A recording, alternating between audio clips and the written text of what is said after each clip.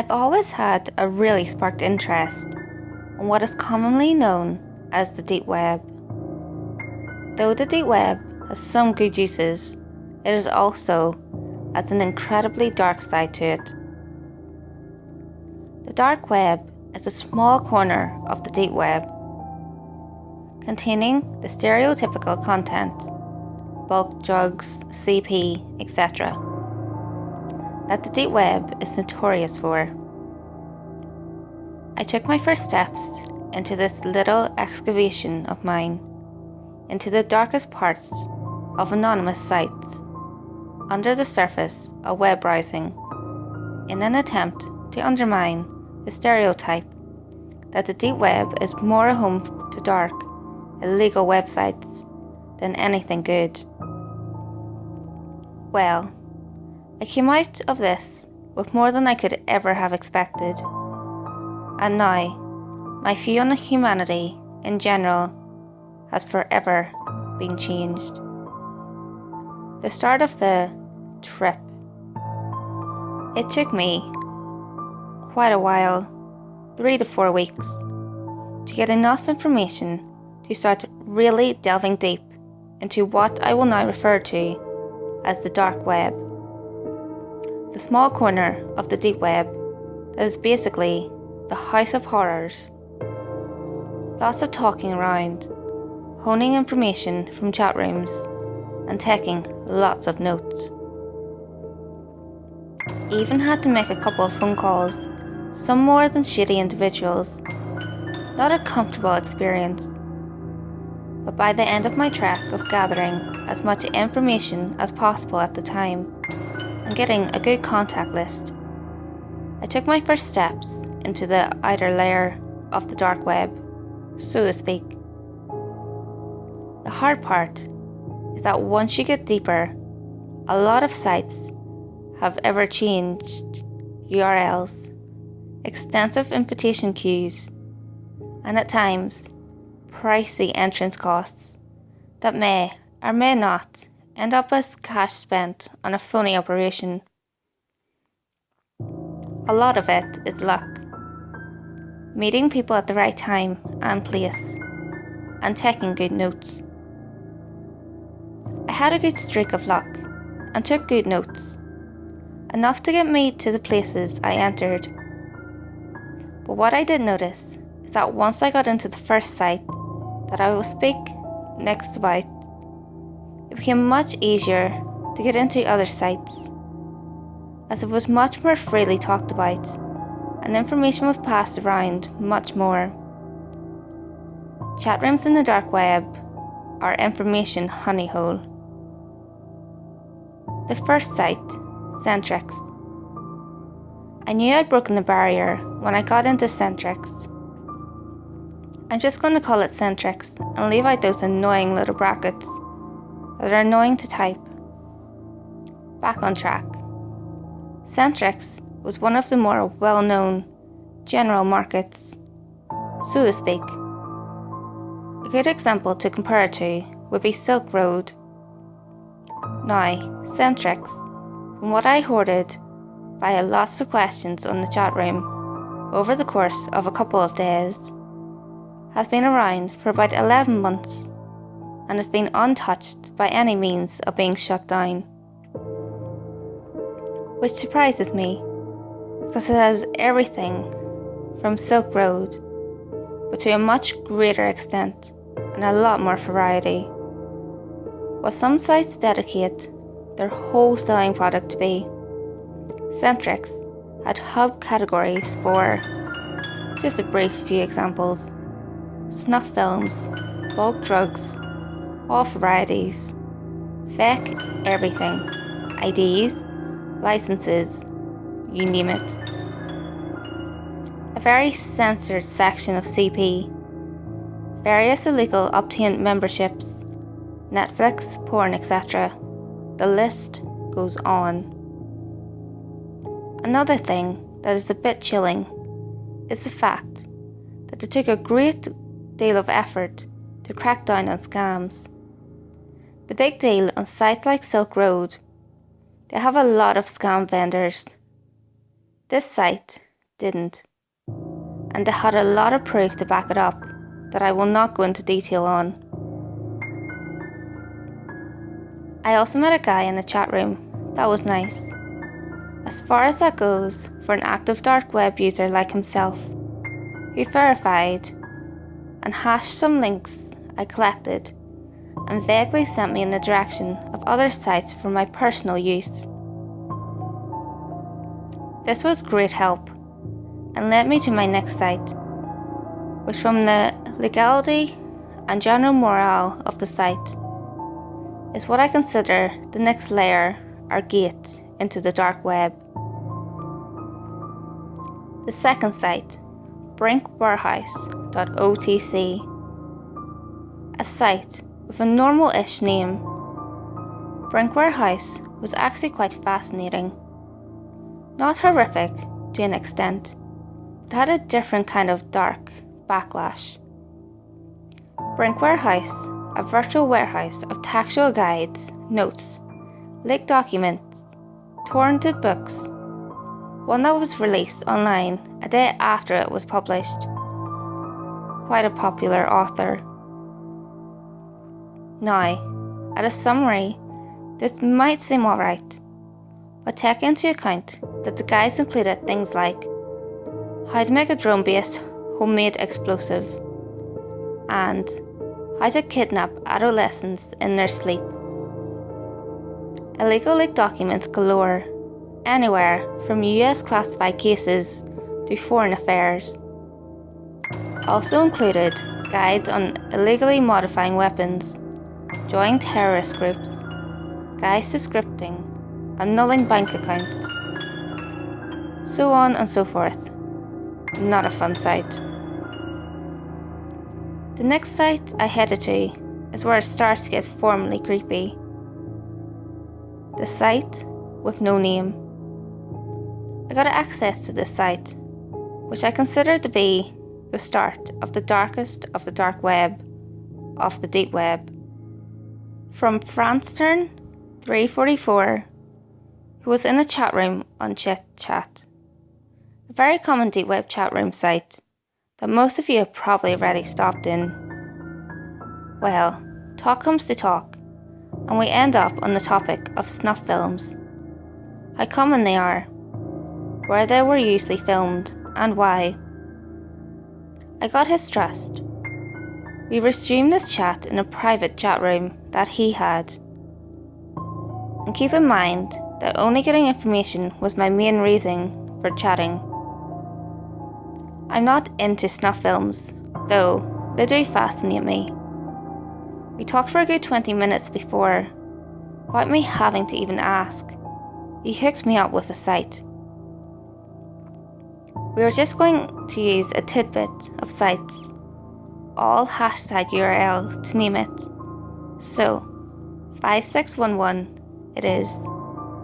Now, this site, 5611, required an invite, extensive registration, questioning, and one-on-one meeting with what I assumed was a site director or admin. He or she was one harsh motherfucker, and the stern punishments for breaking the site's rules was laid out. The guy who invited me, Francern344, I guess was a long-timer on 5611, who had permission to let me take a tour of the site. Now, I did ask for a formal site name for future reference, and he said that the site had no name, and that it was purely based to display its content and moderate membership. The title, he said, would only make it easier to identify, which they did not want to happen. 5611 had a small membership that he said the runners of the site tried to cater to very fondly, as membership is 1.588 bitcoins monthly, approximately $355. Upon entering the site, I had to check the "Are you older than 18?" box for the 5th time since I started getting signed up. Finally, I was in. The site's design was bland and blocky, with a pure white background and very blocky, close together writing. In the top right corner, there were the options to log out, add funds to my balance, and then a small wallet emotion that displayed an empty Bitcoin client-side balance. But that was barely on my mind. My mind was on the centre of the screen.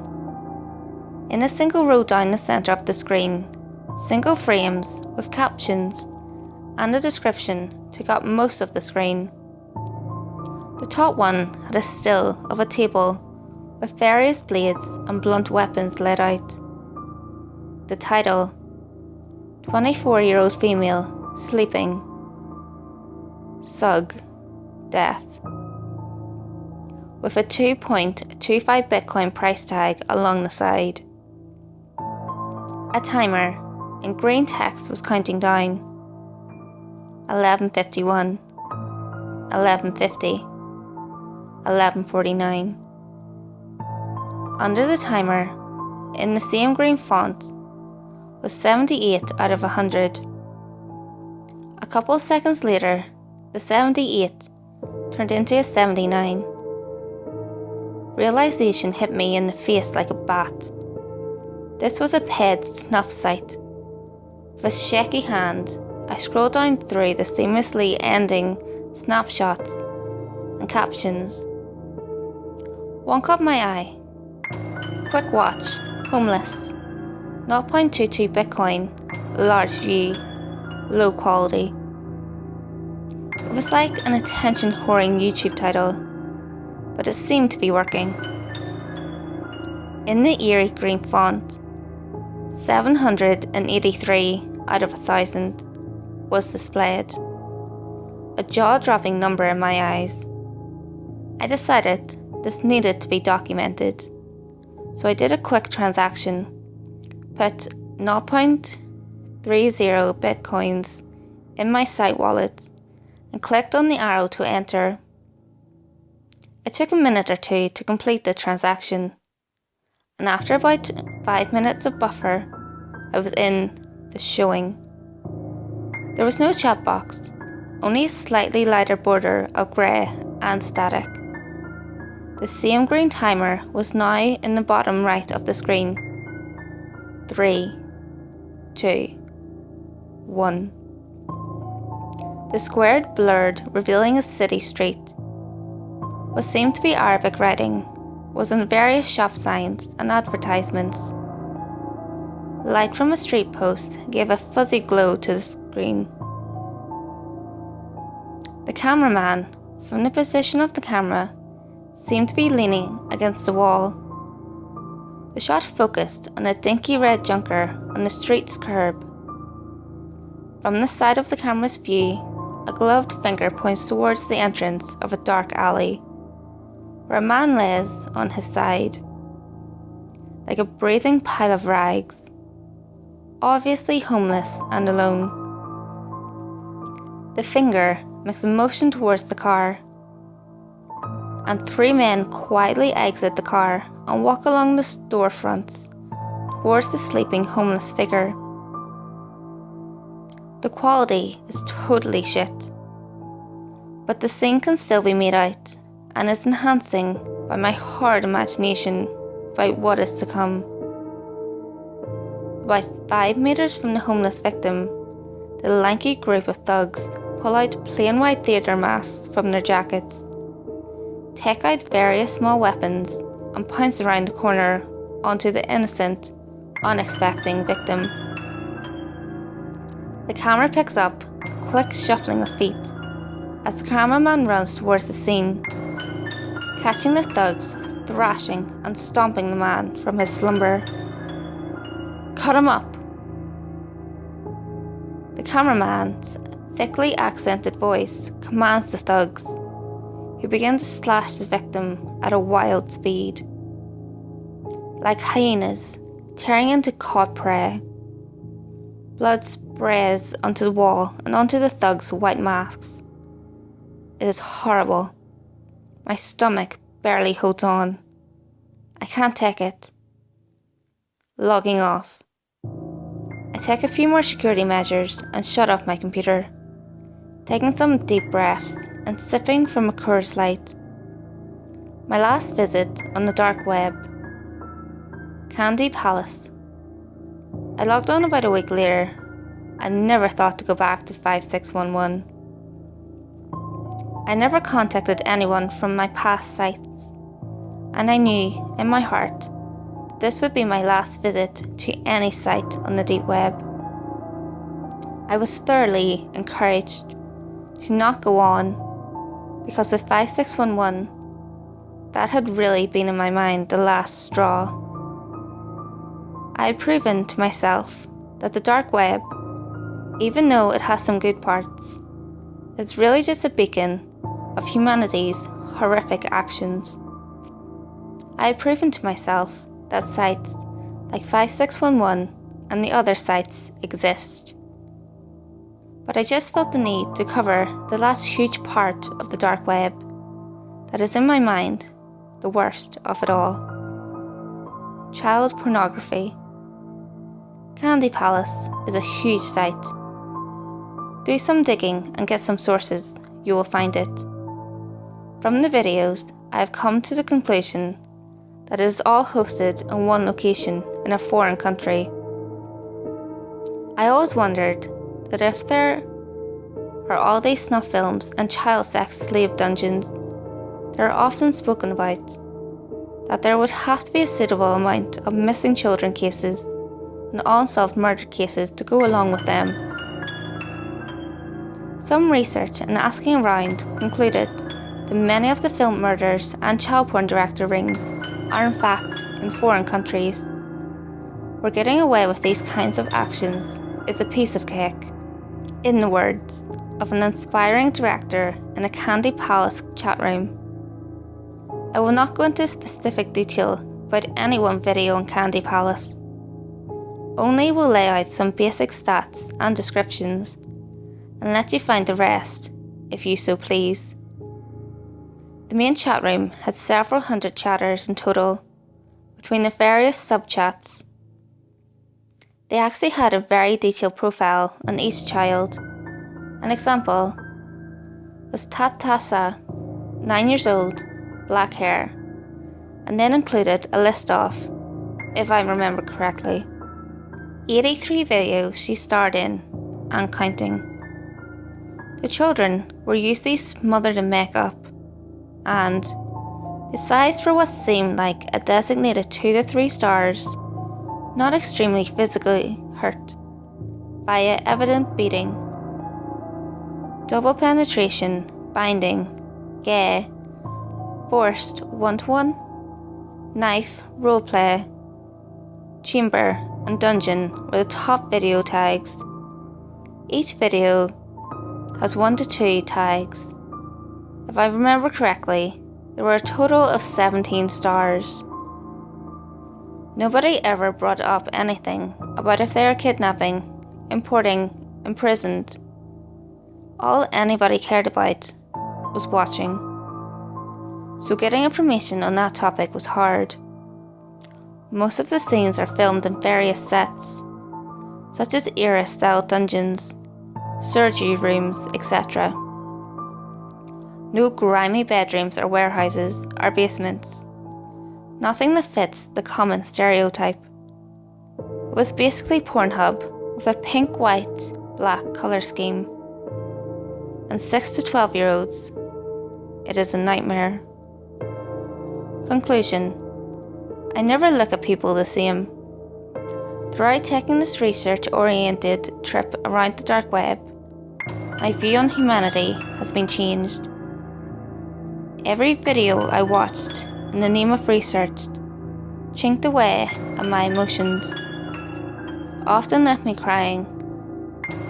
Curiosity broke me, and it has been nearly a year since I have fully recovered.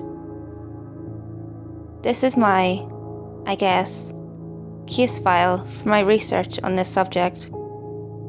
Now, before you launch a tour and find these sites, please know there's nothing enjoyable, entertaining, or at all suitable content on this network. You will be left in tears, you will be scared, and worst of all, you will never view others again.